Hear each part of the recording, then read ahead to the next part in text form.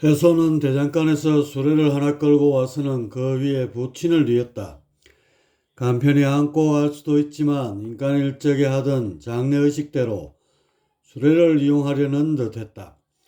태소는 하늘을 날아오르는 대신 그저 슬픔에 겨운 두 발을 이용해서 선계 마을을 지나 신계의 입구로 향했다. 한때나마 명장으로 칭송받던 태문의 장래 행렬이었지만 누구 하나 눈여겨보는 이가 없었고 오히려 그의 과욕으로 인해 조용하기만 했던 선계에 분란이 일었다며 쑥덕이는 소리가 들려왔다.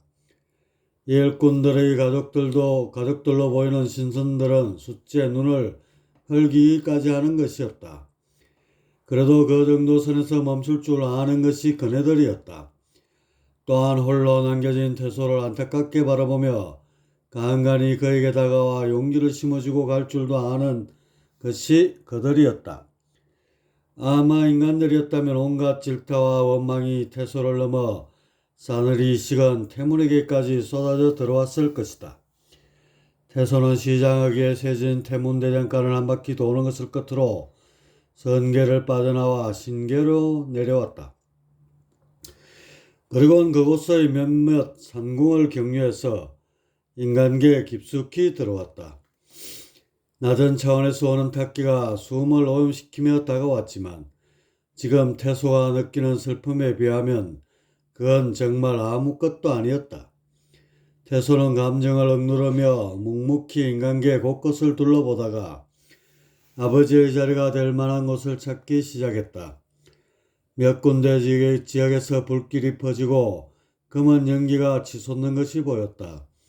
전투가 발생한 것 같은데 양쪽 군대의 깃발이나 복장들로 미루어 종교 마찰로 인한 전쟁 같았다. 여기저기 시체들이 인산인해를 이루며 살육의 끔찍함을 여실히 드러내고 있었다. 그만큼 그들 시체들로부터 빠져나온 혼령의 수도 많았고 이들을 수거하지 못해 망연자실해하는 저승사자들도 유별나 보였다. 하기야 이런 변란에 의해 혼령들이 한꺼번에 쏟아져 나온다면 제 아무리 저승사자라 한들 무슨 용빼는 재주가 있을 리가 없었다. 중생들이 있는 곳이면 그곳이 선계든 천계든 다툼을 일삼는 것은 변함없구나. 태소는 쓸쓸함에 시선을 돌렸다. 그가 전쟁터를 벗어나 민가로 향하려는 때에 주연군으로 보이는 군대가 산자락을 돌아 이동하는 것이 보였다. 그런데 선도의 기마병들이 고추 들고 있는 깃발에 새겨진 글씨가 그의 동공을 자극했다. 그곳에 배명교라는 글자와 그 상징이 되는 태양의 문양이 선명히 새겨져 있었기 때문이다. 태문은 뒤를 돌아보며 저 멀리 전장에 나부끼는 또 다른 깃발을 응시했다. 마치 카메라 줌을 당기듯 쭉 빼서 확대해보니 그곳엔 미탄교라는 글자와 그 상징이 되는 별 문양이 그려져 있었다. 지금 자신에게 닥친 불행은 천계에서 배명천궁과 미타천궁이 전란에 휩싸이면서 발생한 불똥 탓이었다. 그런데 지금 이곳 인간계에서도 그 양대 천궁을 신봉하는 종교란 것들이 들고 일어나 참담한 다툼을 벌이고 있지 않은가. 하늘과 땅이 동시에 환란 속으로 빠져드는 현실 앞에 태소는 왜 이런 갈등이 발생하는지 아연하지 않을 수 없었다. 그렇다면 인간계에서 발생한 종교전쟁이 저 더 높은 천계까지 미치게 된 것인가? 아니면 그 반대로 천상의 전운이 바람을 타고 내려와 이곳 인간들의 마음을 충동하여 상극의 불꽃을 일으키게 된 것인가? 이도 저도 아니라면 중생들의 마음 깊숙이 박힌 다툼의 속성이 표출되어 벌어지는 구조적으로 그럴 수밖에 없는 자연스러운 현상인 것인가? 태소는 의혹을 떠올리고 그 해답을 나름 강구해 보면서 제법 규모가 큰 도심 속으로 들어갔다. 전란의 여파였던지 대장간들의 수도 많고 대부분 성업 중이었다. 태소는 그들 대장간들을 눈여겨보면서 장인으로서의 자질과 열정을 기준으로 대장장이들의 심성을 살펴나갔다. 그런데 그런 것이 무의미하다는 것을 알게 된 것은 얼마 지나지 않았어였다. 제 아무리 천부적 장인의 자질을 갖추었다 한들 윤회를 받아들일 조건이 구비되지 않았다면 그저 끈떨어진 두레박에 불과할 것이다. 윤회를 앞둔 상황에서는 오직 합궁과 수정의 가능성만 따져봐야 하는즉 태소는 앞뒤 가리지 않고 대장장이 중에 30대 중반줄로 보이는 인상 좋은 부부를 점찍게 되었다. 그리고 그 주변에서 꼬박 한 달을 기다려서야 윤회의 순간을 맞을 수 있었다. 주문량을 다 채운 장인이 모처럼의 망중한을 맞아 부인과 합궁하게 된 것이었다. 요즘 전쟁통에 자리가 부족했던지 대기하는 신들이 적잖게 보였다. 특히 조상신들이 어떤 신을 데리고 문 앞에 서성이고 있는 것이 시선을 끌었다.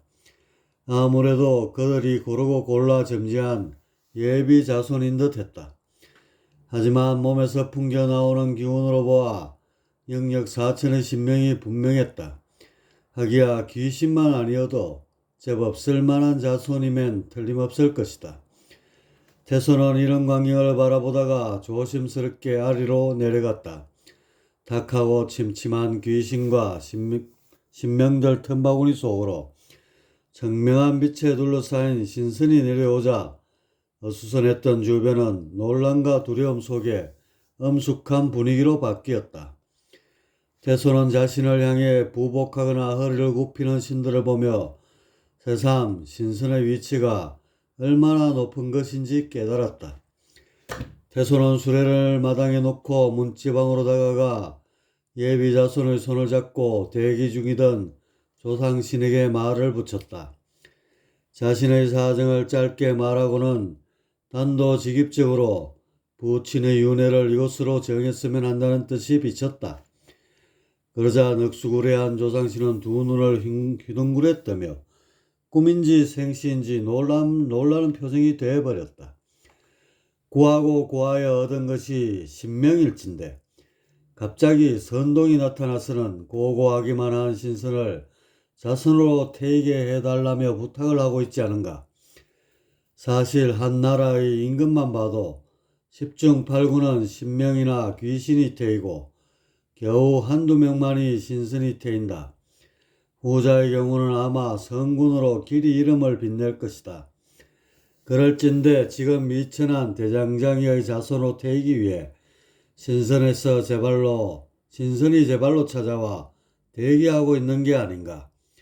조상신은 황송하여 어쩔 줄 몰라 하는 표정으로 그저 굽신거리면서 예비 자손의 손을 뿌리치는 것으로 대답을 대신하였다. 잠시 뒤 조상신 몇 명이 태소를 대신하여 수레에서 태문을 내려 방문 앞으로 조심스레 안고 갔다. 바로 이때 맺혔습니다 하는 누군가의 소리가 들렸다. 합궁이 끝나면서 수정란이 생겼다는 뜻이다. 그러자 조상신들의 표정에 잠옷 긴장감이 흐르기 시작했다.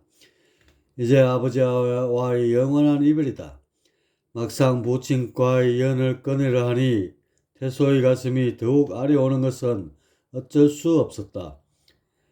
이런 일이 생기기라고는 꿈에도 생각지 못했는데.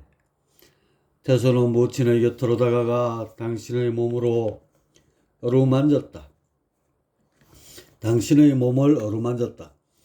마지막으로 부친의 손길을 느껴보고 보고 싶었지만 돌아온 것은 싸늘한 냉기뿐이었다. 아버지.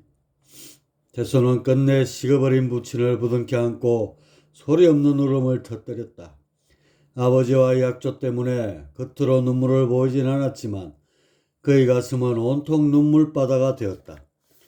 옆에서 지켜보던 조상신들도 안타까운 나머지 눈물을 훔치며 슬픔을 나누었다.